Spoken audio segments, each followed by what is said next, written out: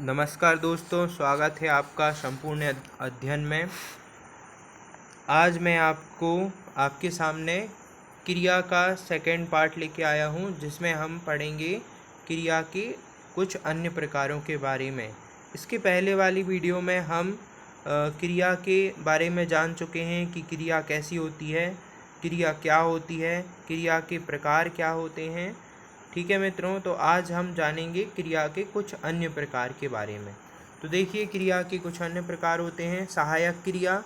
तो सहायक क्रिया आप इसके नाम से ही समझ पा रहे होंगे। सहायक क्रिया जो हमें जो कि वाक्य में हमें सहायता प्रदान करे। ठीक है, तो देखिए, आइए इसके लिए पढ़ लेते हैं, जान लेते हैं क्या होती है। सहायक क्रिया मुख्य क्रिया के साथ प्रयुक्त होकर अर्थ को स्पष्ट एवं पूर्ण करने में सहायता करती है। ठीक है मित्रों, तो ये सहायक क्रिया होती है।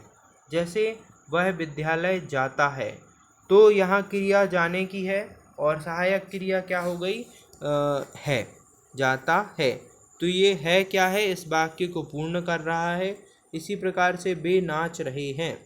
ठीक है, वे नाच रहे हैं, तो यहाँ पे वे अगर हम बोलेंगे वे नाच, तो नाच ये हमारा वाक्य पूर्ण नहीं होगा। इसमें हमें सहायक क्रिया की आवश्यकता पड़ेगी। तो वे नाच रहे हैं।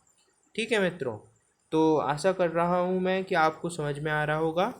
अब आइए जानते हैं पूर्वकालिक क्रिया के बारे में। तो देखिए, पूर्वकालिक आप इसके भी नाम से समझ रहे होंगे कि पूर्वकालिक, तो देखिए, जब कर्ता की एक क्रिया को समाप्त कर, कर्ता ने एक क्रिया समाप्त कर दी है और तुरंत ही दूसरी क्रिया करना उसने आरंभ कर दी है, तो जो पहली, ऐसे वाक्य में जो पहली वाली क्रिया होगी उसे हम पूर्वकालिक क्रिया कहेंगे। ठीक है मित्रों, जैसे कि शिक्षक पढ़ा के जा चुका है, तो देखिए, वो पढ़ा चुका है और पढ़ा के वो तुरंत दूसरी क्रिया क्या करने लगा, जाने लगा। तो यहाँ पे जो पहले वाली क्रिया थी पढ़ाना, वो पूर्वकालिक हो गई। इसी प्रकार से अगर हम बोलें कि शिकारी शिकार करके पकाने लगा है। ठीक है, तो देखिए, शिकारी ने अभी अभी शिकार किया और तुरंत ही वो दूसरी क्रिया करने लगा कि वो पकाने लगा। ठीक है, इसी प्रकार बोले शेर शिकार करके खाने लगा है। तो देखिए, पहले उस शेर का पहली क्रिया क्या थी, शिकार करना। तो शिकार करना क्या हो गई, पूर्वकालिक हो गई, क्योंकि वो अभी अभी हो चुकी है और वर्तमान में क्या चलने लगी, उसकी क्रिया खाने की। अब आते हैं तीसरे प्रकार के नामबोधक क्रिया। नामबोधक क्रिया क्या होती है, ये संज्ञा एवं विशेषण के साथ क्रिया जुड़ के बनती है। ठीक है, तो देखिए, यहाँ पे संज्ञा लाठी के साथ जुड़ गई क्रिया मारना, लाठी मारना, तो ये नामबोधक क्रिया बन गई। इसी प्रकार रक्त के साथ खोलना क्रिया जुड़ी, तो रक्त खोलना। ठीक है मित्रों, तो आप समझ पा रहे होंगे। ठीक है, इसी प्रकार से विशेषण के साथ क्रिया जुड़ेगी, तो देखिए, खुश होना, या दुख के साथ होना जुड़ेगा, दुख होना। लाल के साथ पढ़ना मिला, तो ये बन गई नामबोधक क्रिया, लाल पढ़ना। ठीक है मित्रों, तो ये होती है नामबोधक क्रिया। अब आइए और जानते हैं क्रिया के बारे में। देखिए, द्विकर्मक क्रिया। तो द्विकर्मक क्रिया क्या होगी, जिसमें दो कर्म होंगे। ठीक है मित्रों, जिसमें एक साथ कितने कर्म हों, दो कर्म हों। तो देखिए, आइए वाक्य से समझते हैं। मुकेश ने ऋतिक को लात मारी। तो देखिए, यहाँ मुकेश के दो कर्म हैं। ठीक है, कितने कर्म हैं मुकेश के, दो कर्म हैं। एक तो ऋतिक कर्म है और साथ में लात मारना कर्म है। ठीक है, तो इस प्रकार से ये द्विकर्मक क्रिया होगी। फिर इसी प्रकार से दूसरा वाक्य देखें, अध्यापक ने छात्रों को गणित समझाई। तो अध्यापक के कितने कर्म हैं, यहाँ पे दो कर्म हैं। एक कर्म है उसको छात्रों को, एक तो हो गया कर्म छात्र और एक कर्म हो गया गणित समझाना। ठीक है मित्रों, तो आशा करता हूँ आपको समझ में आ रहा होगा।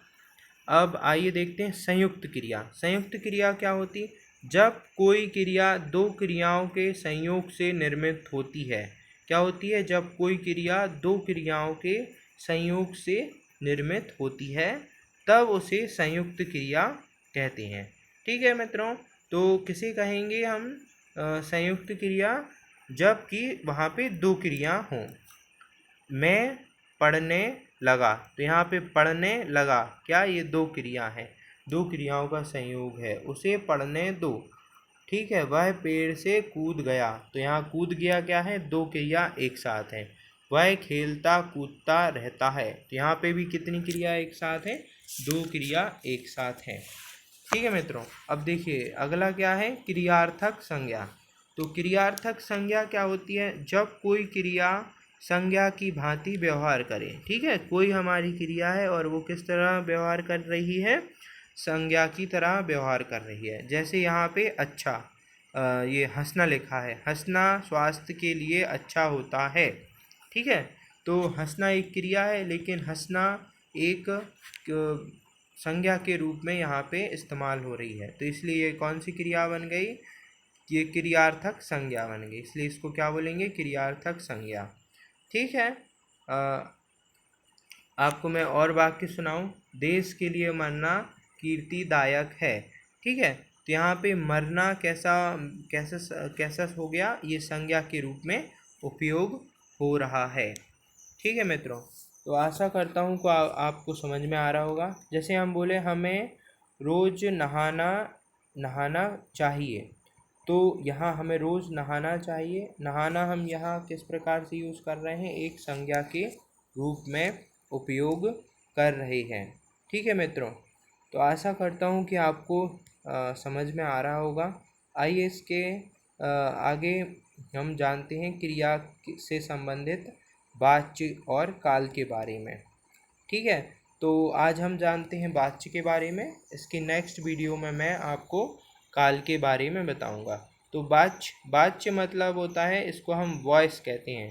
ठीक है, तो वाच्य क्या है, वाच्य क्रिया का रूपांतरण है, जिसके द्वारा यह पता चलता है कि वाक्य में क्रिया की प्रधानता का बोध है। ठीक है, वाक्य में क्या है, कर्ता की प्रधानता का बोध है। क्या पता पड़ता है, कर्ता की प्रधानता का बोध होता है वाच्य से। ठीक है, तो देखिए वाच्य तीन प्रकार के होते हैं, कर्तरी वाच्य, कर्मवाच्य और भाववाच्य। तो देखिए कर्तरी वाच्य में क्या होता है, कर्तरी वाच्य में कर्ता प्रधान होता है। ठीक है, जो भी वाक्य है वो कर्ता पे केंद्रित होगा। ठीक है, जैसे राम ने दूध पिया, तो यहाँ ये वाक्य क्या है, पूरा राम के ऊपर डिपेंड है। ठीक है, अगर इसके प्रयोग के बारे में समझें तो ये वाक्य में कैसे प्रयोग करेंगे कर्ता वाच्य का, तो इसका प्रयोग कैसे होगा, इसमें जो भी क्रिया होगी या जो भी लिंग होगा, जो भी वचन होगा, वो कर्ता के अनुसार होगा। ठीक है, तो आप समझ पा रहे होंगे, ये मैंने इधर नीचे लिखा हुआ है वाच्य के प्रयोग। तो वाच्य के प्रयोग में क्या होता है, वाक्य में क्रिया किसका अनुसरण करती है, कर्ता, कर्म या भाव का। ठीक है, तो वाच्य में प्रयोग, वाच्य में क्रिया का प्रयोग यहाँ पे ये समझाया गया है कि वाच्य में क्रिया का प्रयोग किस प्रकार से होगा। तो मैं आपको यहीं पे ये प्रयोग समझा देता हूँ कि वाच्य में क्रिया का प्रयोग किस प्रकार से होगा। देखिए वाच्य में क्रिया का प्रयोग जब कर्ता वाच्य होगा तो वो कर्ता के अनुसार क्रिया होगी। ठीक है मित्रों, जैसे यहाँ पे कर्ता कैसा है, पुरुषवाचक है, तो इसलिए यहाँ पे राम ने दूध पिया। ठीक है, या इसको देखें, दीपक गाता है। ठीक है, दीपक गीत गाता है। ठीक है, अब अगर यहाँ पे ये अभी पुरुष है तो यहाँ पे गीत गाता है, ये भी पुरुष में ये क्रिया भी कैसी है, पुरुषवाचक है। अगर हम बोलें सीता गीत गाती है, ठीक है, या बोलें श्रेया घोषाल गीत गाती है, तो गीत गाती है, तो ये गीत गाती है, ये देखिए यहाँ पे क्या हो गया, गीत गाती है, स्त्रीलिंग। अब नाम कैसा आ गया, श्रेया घोषाल, कर्ता क्या हो गई, स्त्री हो गई, तो क्रिया भी कैसी हो गई, स्त्री में हो गई।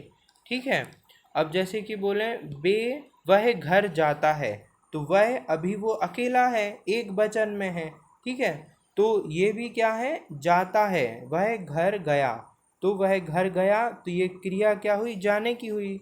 ठीक है, कि गया वो, ठीक है, या बोले वह घर जाता है, तो जाने की क्रिया कैसी है, अभी एक वचन में है, क्योंकि इसका कर्ता भी कैसा, एक वचन में है, इसलिए इसकी क्रिया भी क्या है, एक वचन में। अब बोले वे घर जाते हैं, तो देखिए जाते हैं क्या हो गया, अब बे के अनुसार, बे यहाँ पे क्या हो गए, बे मतलब बहुत सारे लोग, बे हो गए बहुवचन, और इसी प्रकार से क्रिया भी क्या हो गई, बदल गई, वो भी क्या बन गई, बहुवचन बन गई। ठीक है मित्रों, तो आशा करता हूँ कि आपको समझ में आ गया होगा कर्ता में क्रिया का किस प्रकार से, कर्ता वाच्य में क्रिया का प्रयोग किस प्रकार से होगा। अब आइए कर्म वाच्य में जानते हैं कि कर्म वाच्य क्या है और कर्म वाच्य में क्रिया का कैसे प्रयोग होगा। अब देखिए जिस वाक्य में क्या प्रधान हो, कर्म की प्रधानता हो, ठीक है, वहाँ पे कर्म वाच्य होगा। एक चीज़ और बता दूँ, देखिए ये कर्ता वाच्य सकर्मक और अकर्मक दोनों क्रिया में होता है।